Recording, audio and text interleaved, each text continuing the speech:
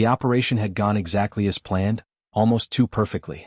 Sergeant Thomas Reed advanced through the shattered remains of the Vrax outpost alongside 9 members of his mixed-species unit. Smoke drifted through the ruined corridors, and the metallic scent of plasma fire still hung in the air. Their orders were clear and familiar: destroy the hidden weapons supply, neutralize all resistance, and extract without delay.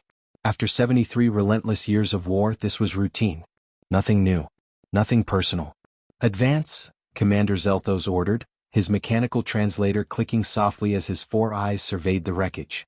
Extraction arrives in 10 minutes. Thomas moved last, instinctively watching angles and shadows the others overlooked. Human vision caught subtle movement through the settling dust. That was when he noticed it, a fragile shape beneath a collapsed beam, barely alive. He stepped closer and felt his breath catch. It was a Vrax cub, no older than 5 or 6 by human standards.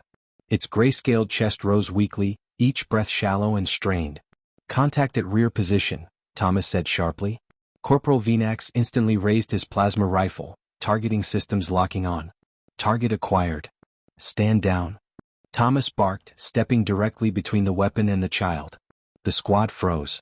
Confusion rippled through multiple translators at once. Move aside, Sergeant Reed, Zelthos commanded. That is Vrax. That's a child, Thomas shot back. Not a threat. It will grow into one, Zelthos replied coldly. Protocol is clear. Protocol be damned. Thomas dropped to one knee, quickly assessing the cub. Broken ribs. Deep cuts. Severe dehydration. Bad, but survivable. He'll die if we leave him. Silence followed. Heavy. Final.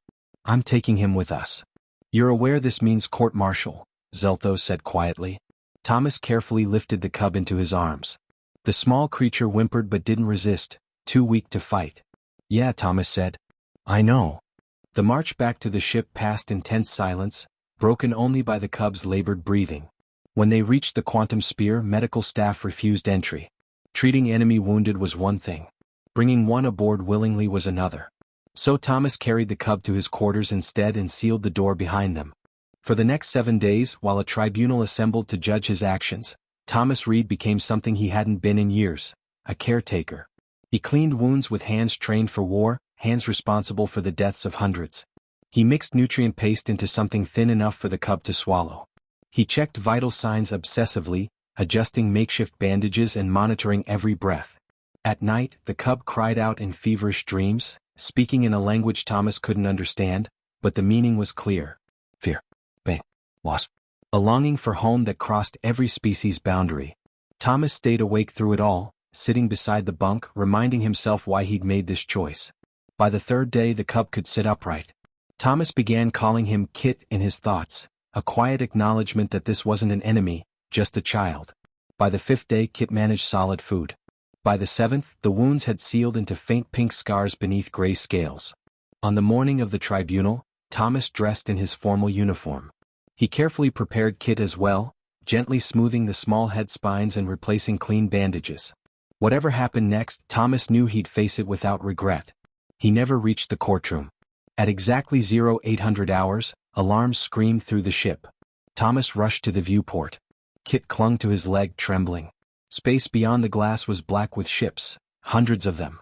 A full Vrax armada. All hands to battle stations, the intercom blared. The quantum sphere was a frigate not built to survive this. Destruction seemed inevitable. Yet the Vrax fleet did not fire. Instead, a single vessel detached and approached, surrounded by a glowing white plasma field, the universal signal for diplomacy. Commander Zelthos' voice echoed ship-wide, shaking with disbelief. They are requesting permission to dock. They are asking for Sergeant Reed. And, he added after a pause, they are offering 10,000 Union prisoners in exchange. Thomas looked down at Kit. The cub stared at the approaching ship, eyes wide with recognition. The markings belonged to the chieftain's bloodline, Zelthos finished. Their son. The docking bay filled with armed guards as Thomas arrived, Kit walking beside him on uncertain legs. 2 towering Vrax emerged from the shuttle, both scarred veterans of countless battles. The female froze when she saw Kit, and released a sound that needed no translation. Kit ran to her. The reunion was raw and overwhelming. The Vrax mother crushed Kit against her armored chest, claws trembling as she examined every inch of him. She checked old injuries, traced healed scars, searching desperately for signs of harm. Her mate stood beside her, silent but rigid, eyes locked on his child. Then the mother turned toward Thomas. Every weapon in the bay remained trained. One movement, one mistake, and Thomas would be dead. The Vrax chieftain approached him, towering, powerful, capable of killing him instantly. Instead she knelt. Her forehead touched the metal floor at Thomas's feet. Her mate followed. "We came for war," her translated voice said, heavy with emotion. "We came to retrieve our son, alive or dead. If he was harmed, we were prepared to burn your ship from the stars." She looked up, tears streaming from eyes that had ordered the deaths of millions. "But he lives. His wounds are healed. You were his enemy, yet you showed him mercy." She rose and addressed the entire bay. "For 73 years, the Vrax have forgotten what it means to be more than hunters. But one human remembered." Her claw tapped her translator. "By my authority as High Chieftain of the Vrax Confederacy, I declare this war ended." Gasps echoed through the bay. "All prisoners will be released.